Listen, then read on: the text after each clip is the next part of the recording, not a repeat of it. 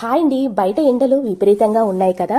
చిన్న పిల్లల దగ్గర నుండి పెద్దవాళ్ళ వరకు చాలా జాగ్రత్తగా ఉండండి. ఈ సమ్మర్లో మనలో చాలా మంది తగినంత వాటర్ తీసుకోరు. దానివల్ల ఒంట్లో వాటర్ శాతం అయితే తగ్గిపోతుంది కదా.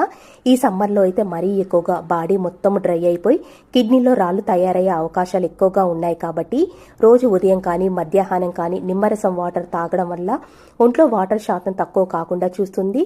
కిడ్నీలో రాళ్ళు ఏర్పడకుండా సహాయపడుతుంది. మళ్ళొకటండి, రోగనిరోధక శక్తి పెంచుతుంది.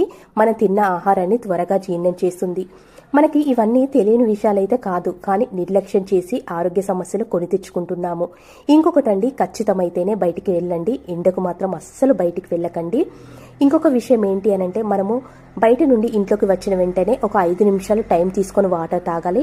బాడీ మొత్తం డ్రై అయిపోయినప్పుడు మాత్రం ఖచ్చితంగా ఈ నిమ్మరసం వాటర్ తాగితేనే మన ఆరోగ్యానికి చాలా మంచిది. ఇంతకీ మీకు ఈ వీడియో నచ్చితే లైక్ చేయడం అస్సలు మర్చిపోవద్దు.